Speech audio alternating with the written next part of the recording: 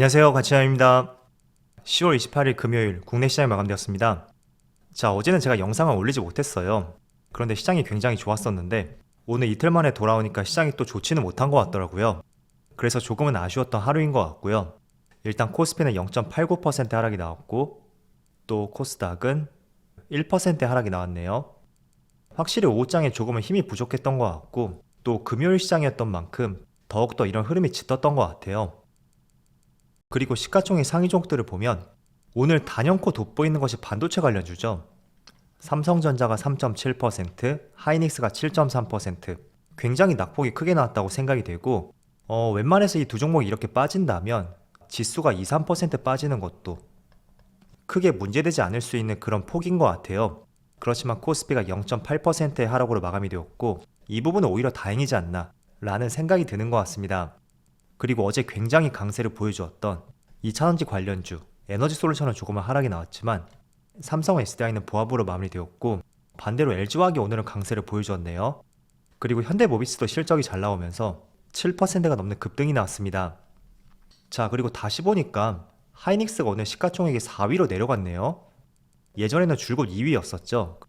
그런데 에너지솔루션이 상장하고 나서 3위로 내려갔고 오늘은 삼바에게 밀리면서 4위로 한 단계 또 내려가게 되었네요.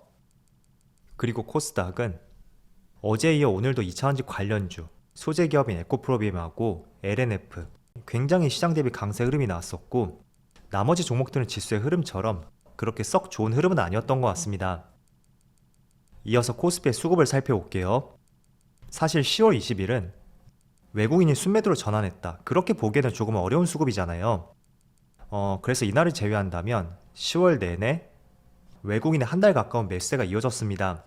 그런데 오늘은 처음으로 외국인의 순매도가 나왔고 다행인 것은 기관 쪽에서 조금은 받쳐주었던 것 같아요. 또 코스닥은 반대로 코스닥은 오후장에 외국인의 수급이 들어오면서 결국 순매수로 전환이 되었고 기관만 나홀로 순매도로 보여주었습니다. 그리고 삼성전자 마찬가지로 기관의 순매도가 간헐적으로 있었지만 이번 달에 큰 순매도가 나왔던 적은 없었거든요. 그런데 오늘은 외국인의 많은 순매도가 있었고 오늘만 1000억이 넘는 순매도가 나왔네요. 자, 그리고 하이닉스도 마찬가지로 이번 달에 외국인의 대규모 매도세는 없었거든요. 그런데 오늘은 1000억이 넘는 많은 순매도가 나왔고 기관도 마찬가지로 매도세를 보여주었습니다. 반면에 어제 70만원을 돌파했던 삼성 SDI 오늘까지 외국인의 많은 순매수가 이어지고 있고 기관도 소폭의 순매수가 이어지고 있네요. 그리고 오늘 소폭의 조정이 나왔던 LG 에너지솔루션 하지만 외국인의 많은 순매수가 이어지고 있고 확실히 수급적인 면은 반도체보다는 오늘은 2차전지가 훨씬 수월했던 것 같습니다. 자, 이어서 주체별 매매 동향에 대해서 살펴보도록 하겠습니다. 10월 28일 외국인이 가장 많이 매수한 종목은 삼성 SDI, LNF, LG 에너지솔루션, 금양, 에코프로비엠 이런 종목들을 차례대로 매수했고 자, 지금 여기 5개 종목 그리고 포스코케미칼까지 6개의 종목이 2차전지 관련주라고 볼 수 있어요. 그래서 오늘은 적극적으로 외국인이 2차전지 관련주를 매집했다고 생각이 되고 반대로 반도체는 적극적으로 매도를 했다고 볼 수가 있겠죠. 그리고 기관은 반대로 삼성전자, 현대모비스, LG이노텍, 포스코홀딩스, LG화학 이런 종목들을 차례대로 매수했네요. 자, 이어서 해외 증시를 볼게요. S&P 500은 0.6% 하락이 나왔고 어제하고 오늘은 소폭의 조정이 나오는 모습이 나오는 것 같아요. 지금 단순하게 흐름을 보더라도 위에 꼬리를 달고 내려오는 모습이 나왔고 그리고 나스닥도 마찬가지로 1.6% 하락과 함께 이틀간에는 다소 조정의 모습이 나오는 것 같습니다. 반면에 다우지수는 위에 꼬리를 많이 달고 있지만 그래도 상승 기조가 이어지는 것 같고요. 오늘 종가도 무려 0.6% 상승이 나왔어요. 자, 일단은 많은 분들이 기술주 중심으로 보유를 하고 있기 때문에 나스닥과 S&P 위주로 한번 볼게요. 단순히 주가 흐름상으로 본다면 3거래일 동안 강한 상승이 나왔던 만큼 거기에 따른 일시적인 조정, 그런 조정이 들어올 수 있는 충분한 타이밍이 되지 않았나 우선적으로 그렇게 보고 있고요. 또 중요하게도 이번 주가 많은 기업들의 실적 발표가 있었잖아요. 그런데 대표적으로 팡 기업들의 실적이 부진하면서 미국 시장의 주가가 한 번씩 급락이 나오는 이런 패턴이 발생이 되었습니다. 그렇지만 국내 시장은 조금은 연동되지 않는 모습이 나왔거든요. 자, 코스피의 최근 패턴을 보시더라도 조금은 미국 시장 흐름과 다른 모습이라는 것을 알 수가 있고 그렇지만 오늘 시장 같은 경우에는 결국에는 반도체 이슈, 이 부분이 주가의 상승을 조금은 방해를 하는 것 같습니다. 아마도 반도체 관련주가 오늘 크게 급락이 나오지 않았다면 어쩌면 오늘 시장에 빨간불이 들어왔을 가능성이 높다고 보고 있어요. 지금 장중에도 하이닉스가 6%, 그리고 삼성전자도 3% 급락이 나오고 있지만 지수는 생각보다 크게 빠지진 않고 있거든요. 자, 그래서 전반적으로 이번 주에 대해서 정리해서 보면 시장 흐름이 기업들의 실적에 따라서 각국마다 조금은 차별화가 되었다고 생각이 되고요. 자, 그래도 어찌 됐던 간에 3분기에 부진한 실적은 피할 수는 없는 것 같아요. 그래서 앞으로의 흐름을 예단을 할 수는 없대. 많은 기업들이 이런 부진한 실적을 보여준다고 하더라도 얼마나 시장이 그걸 잘 극복하는지 그 부분 한번 중점적으로 보시면 좋을 것 같아요. 그리고 추가적으로 아시아 시장을 보면 니케이가 0.6%, 대만은 1% 가까운 하락이 나오고 있습니다. 그리고 상해 지수도 0.8% 하락이 나오고 있고 홍콩 증시가 다시 한번 2.8% 급락이 나오고 있어요. 그래도 그거에 비한다면 국내 증시가 많이 선방을 한다고 생각이 되고요. 반면에 국내 시장에서 오늘은 반도체 관련주가 상당히 약세를 보여주는 것 같아요. 가장 뚜렷한 약세를 보여주는 것이 지금 보신 SK 하이닉스. 어제는 무려 4% 급락이 나왔었고 또 오늘은 6.8% 가까운 약세가 나오고 있습니다. 그리고 삼성전자도 마찬가지로 지금 3.5% 가까운 약세 흐름이 나오고 있어요. 자, 저는 개인적으로 며칠 전에 하이닉스에서 실적 발표를 했었고 3분기의 영업이익이 무려 60%나 급감을 했다는 굉장히 부정적인 재료가 발표되었습니다.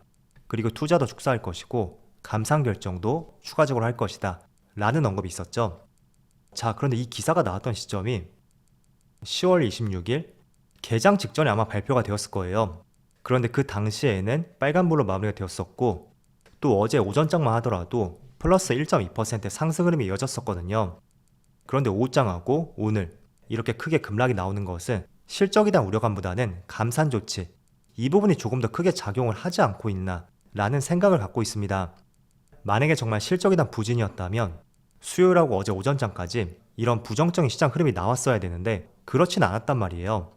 자, 그럼 제가 감산 조치를 하나의 이유로 생각한 것은 어제쯤에 삼성전자에서는 SK 하이닉스하고 마이크론 테크놀로지하고 다르게 감산을 하지 않을 것이라는 발표가 있었습니다.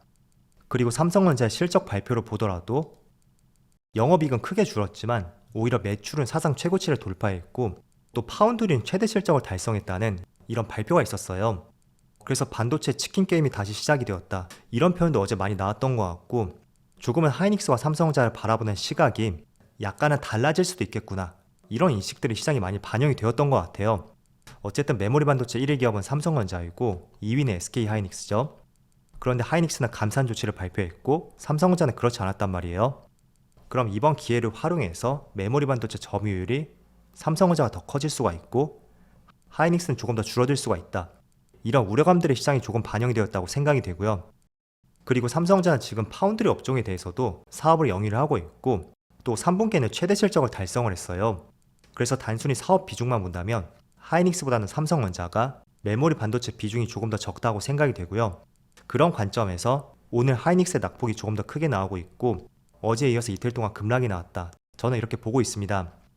물론 오늘은 삼성전자도 3.5% 생각보다 큰 약세가 나오고 있어요.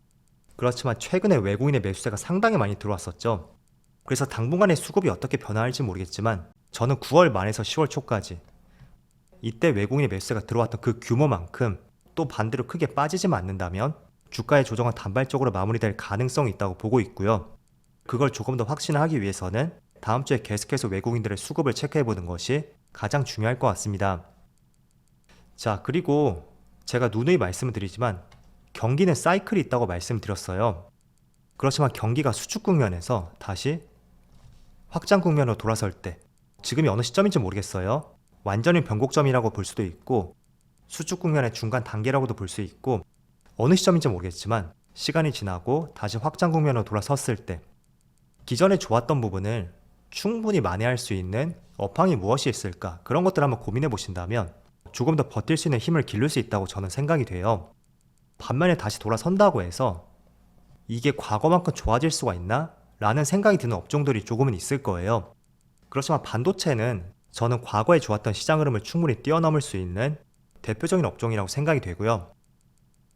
그걸 조금 더 여러분들에게 명확하게 보여드리기 위해서 제가 이 자료를 한번 가져와 봤어요.